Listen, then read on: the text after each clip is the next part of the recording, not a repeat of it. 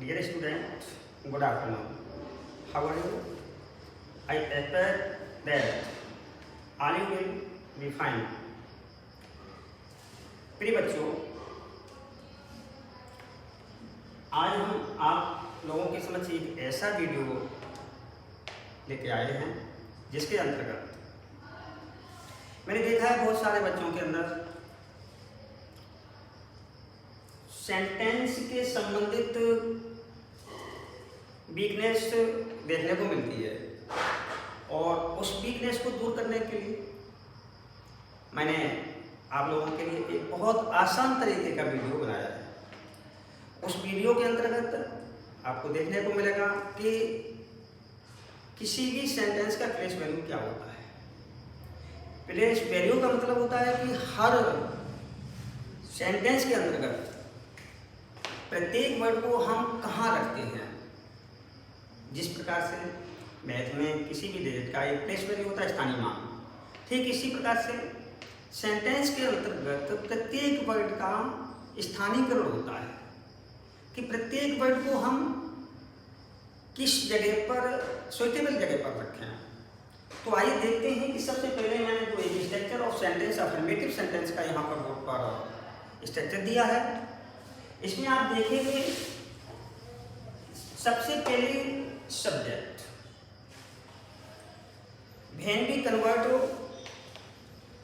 Hindi sentence into English sentence, then we place almost subject. Here subject. After this we place helping verb. After this we place main verb, and after this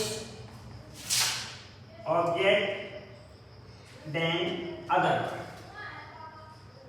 According to the subject, according to the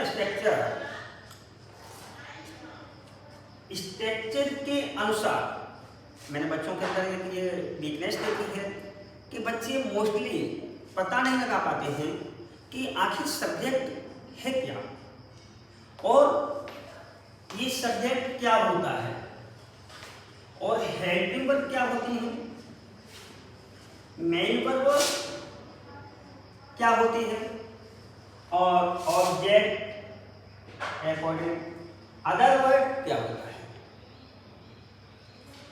तो इसको आसान तरीके से solve करने के लिए मैंने यहाँ एक्सप्लेन किया है कि सब्जेक्ट क्या होता है।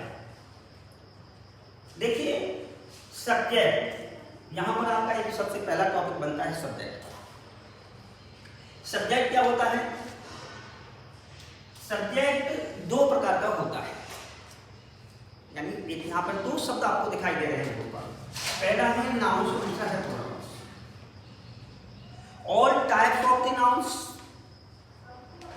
एक name of person, animals, things and places. All types of the name nouns is called subject. Other part of the subject is pronoun. दूसरा पार्ट है सब्जेक्ट का प्रोनाउन। प्रोनाउन क्या होते हैं? Here it is two kinds. यह दो प्रकार का है। एक सिंगुलर प्रोनाउन होता है, दूसरा पार्ट होता है plural pronoun. Both are called subject. दोनों ही सब्जेक्ट कहलाते हैं। अब सिंगुलर में क्या होता है? Singular pronouns H, he, she and it, and the plural pronouns I, he, you and they. अब आप देखेंगे कि आपने शायद ये समझ लिया होगा कि नाउन नेम ऑफ पर्सन किसी भी व्यक्ति का नाम, जैसे माली हो, चपरासी हो, चाहे क्लर्क हो, टीचर हो, चाहे स्टूडेंट हो, चाहे कोई भी पर्सन के रिलेटेड किसी का भी कोई भी पोस्ट हो, चाहे वो सारे के सारे नाउन कहलाते हैं। इसके अलावा में animals, insect to elephant, smallest to largest animal, all types of the creatures, इसका नाम सभी प्रकार के प्राणी, एक चींटी से लेकर के हाथी तक, which we can see around us between earth and sky and against, behind and left and right side on the earth and in the atmosphere. जितने भी कहीं भी हम देख सकते हैं जीव जंतुओं को, चाहे बर्ड्स हों, चाहे इंसेक्ट हों, चाहे वायरस हों, एक छोटे से छोटे प्राणी, smallest creature to largest creature, छोटे से छोटे प्राणी से लेकर के बड़ा सा बड़ा प्राणी, वो सभी नाम होंगे। इसके अलावा things, all types of the things, जिन जिन चीजों को हम पूरे अर्थ पर हम देखते हैं उनके नाम होते हैं। किसी न किसी वस्तु का कुछ न कुछ नाम होता है, और जो नाम होते हैं वही तो नाम है, और नाम होगा तो वो सब्जेक्ट होगा। इसके अलावा में प्लेसेस नेम, किसी स्थान का नाम, जैसे कि एक एग्जांपल देता हूँ, प्लेस का नाम कैसे सब्जेक्ट बनता है। आगरा एक बहुत अच्छा शहर है, यहाँ पर इस सेंटेंस में आगरा सब्जेक्ट बनेगा। आगरा एक बहुत अच्छा शहर है, Agra is a very good city, तो आगरा सबसे पहले सब्जेक्ट होगा। मैंने कहा name of person, animal, thing and places, ये आपके जो नाउन हो गए हैं तो वो सब्जेक्ट कहलाएगा। इसके अलावा दूसरा पार्ट होता है जैसे प्रोनाउंस। प्रोनाउंस दो प्रकार के होते हैं। पहला प्रोनाउन होता है सिंगुलर, सिंगुलर के अंतर्गत ही, शी, इट। एज एग्जाम्पल, वह एक अच्छा लड़का है, तो वह यहाँ पर क्या हुआ, सब्जेक्ट हुआ। He is a good boy. Likely that, she and it का यूज होगा, तो ये भी सब्जेक्ट होंगे। इसके अलावा में दूसरा पार्ट होता है प्लूरल का।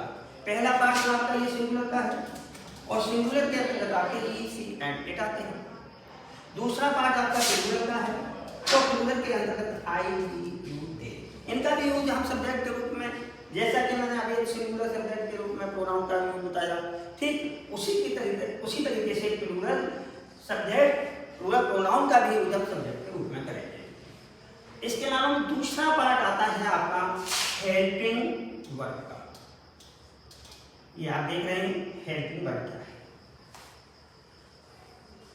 These are used according to tenses। यहाँ पर आप देखते हैं कि सारे टेंस की कुछ न कुछ हेल्पिंग वर्ब होती हैं। Different types of the helping verbs are always used according to the tenses. विभिन्न प्रकार की जो भी हेल्पिंग वर्ब हैं वो टेंस के अनुसार यूज होती है। यहाँ आपको देखने को मिलेंगे कि यहाँ प्रेजेंट इंडेफिनिट सबसे पहला टेंस होता है। तो प्रेजेंट इंडेफिनिट में सारी हेल्पिंग वर्ब आपको यहाँ हम शो कर रहे हैं कि प्रेजेंट इंडेफिनिट की do, does, is, am, are, has, have, has been और हैव।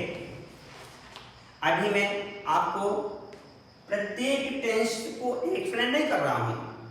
यहाँ जो do, does, is, am, are, has, have और हैज बीन हेल्पिंग वर्ब हैं। ये प्रेजेंट प्रत्येक टेंस के जो पार्ट होते हैं उन सबकी इसमें समझेंगे। तो इसी प्रकार से पास्ट टेंस की हेल्पिंग वर्ब हैं डिड, वाज, हैड और हैड। इनको भी हम यूज करते हैं, किसके रूप में करेंगे, हेल्पिंग वर्ब के रूप में। इन सब का यूज हम कहाँ करेंगे, हेल्पिंग वर्ब के स्थान पर।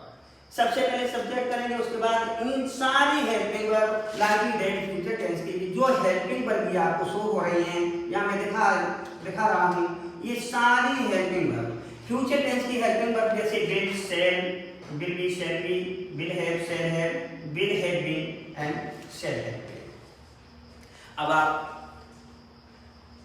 थोड़ा डाउट में होंगे, इतनी सारी हेल्पिंग वर्ब्स हम इनमें से कौन सी यूज करेंगे, किस स्थान पर यूज करेंगे।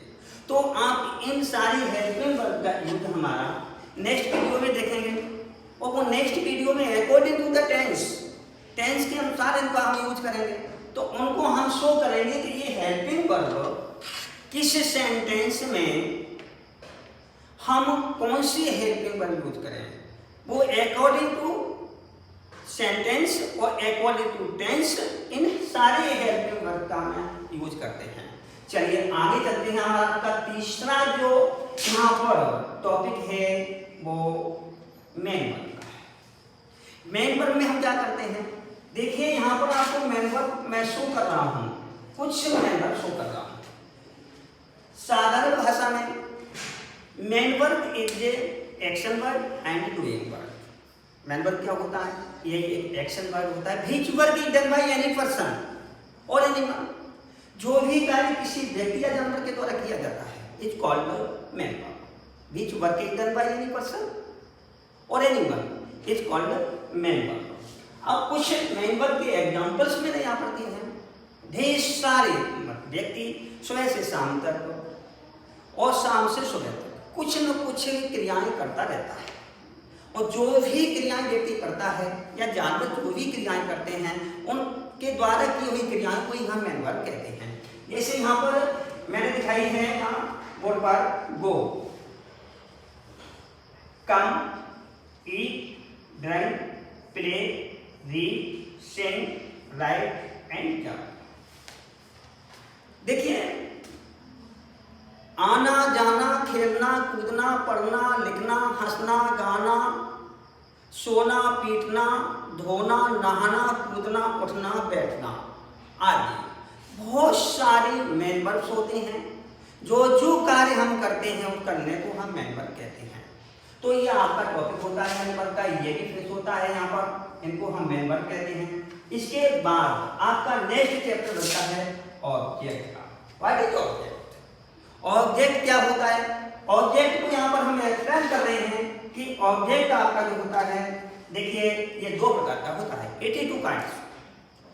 पहला डायरेक्ट ऑब्जेक्ट होता है, कौन सा हुआ? Direct object. दूसरा कौन सा है? इनडायरेक्ट। कौन सा है? Indirect. What is direct object? Direct object name of things or animals. When we make any sentence, then we see there is use the name of person or animal. यहाँ पर हम एक चीज और कह सकते हैं कि noun is also called subject and noun is also called object. Noun he subject होता है और नाउन ही ऑब्जेक्ट होता है। अब कैसे होता है नेक्स्ट वीडियो में ये भी हम शो करेंगे कि नाउन सब्जेक्ट कैसे बनता है और नाउन ऑब्जेक्ट कैसे बनता है। ये नेक्स्ट वीडियो में आपको हम शो करेंगे। ये it is related to person होता है, ये मतलब किसके ये रिलेटेड टू थिंग्स होता है और एनिमल्स के होता है। जब हम बीच में किसी भी एनिमल और थिंग का यूज करते हैं वो हम हिंदी सेंटेंस में आपको शो करेंगे कि कैसे ये ऑब्जेक्ट बन जाता है। तो जितनी भी वस्तुएं होती हैं, जितनी चीजें होती हैं, वो सारी की सारी डायरेक्ट ऑब्जेक्ट में आती हैं। दूसरा पार्ट होता है उसका इनडायरेक्ट ऑब्जेक्ट का। तो इनडायरेक्ट ऑब्जेक्ट क्या होता है? Related to person. फर्स्ट होता है related to person. Related to person का मतलब क्या होता है? व्यक्तियों से संबंधित। सेंटेंस में एग्जाम्पल के द्वारा मैं आपको जब ट्रांसलेट करेंगे तब बताएंगे कि ये रिलेटेड टू पर्सन कैसे होगा। व्यक्तियों का नाम अगर बीच में आता है कहीं भी, ये तो मैंने आज इसमें बता ही दिया गया है कि जब कभी भी सब्जेक्ट के रूप में कोई पर्सन आता है, सेंटेंस जब बिगिन होता है और सब्जेक्ट के रूप में आता है तो वह नाउन सब्जेक्ट बन जाता है। जब वही नाउन ऑब्जेक्ट के रूप में यूज होता है तो वह ऑब्जेक्ट बन जाता है। तो इस प्रकार से नाउन सब्जेक्ट भी होता है और ऑब्जेक्ट भी होता है। नेक्स्ट होता है इनडायरेक्ट और रिलेटेड टू पर्सन, ये हो गया। नेक्स्ट है रिलेटेड टू प्रोनाउन। प्रोनाउन कुछ प्रोनाउंस ऐसे होते हैं जिनका यूज हम ऑब्जेक्ट के रूप में करते हैं। तो कैसे? जैसे आई का बी होता है, वी का अस होता है, यू का यू होता है, ही का हे होता है, हर का हर होता है, देन का देन होता है। डे का दिन होता है। अब इन सबको डिस्कस करेंगे हम जब पार्ट ऑफ स्पीच पढ़ाएंगे, तो पार्ट ऑफ स्पीच के अंतर्गत इन सबको हम एक्सप्लेन करेंगे, एक्सप्लेन करके बताएंगे कि ये जो इनडायरेक्ट ऑब्जेक्ट के अंदर जो रिलेटिव प्रोनाउन है ये किस पार्ट के अंतर्गत आता है, सभी को एक्सप्लेन करके बताएंगे। तो आज का टॉपिक था स्ट्रक्चर ऑफ सेंटेंस। सबसे पहले हमने जो ये स्ट्रक्चर ऑफ सेंटेंस बताया आपको, केवल और केवल अफर्मेटिव सेंटेंस का यह स्ट्रक्चर है, न कि अदर का है। अदर का भी इसके बाद में हम शो करेंगे। इस वीडियो में मैंने आपको बताया कि अफर्मेटिव सेंटेंस के अंतर्गत जो स्ट्रक्चर है, प्रत्येक स्ट्रक्चर का मतलब क्या होता है और प्रत्येक स्ट्रक्चर को मैंने एक्सप्लेन करके बताया। संभवतः आप लोगों के समझ में अच्छी तरीके से आ गया होगा, आ गया है, आप लोगों को अच्छी तरह से समझ में आ गया है।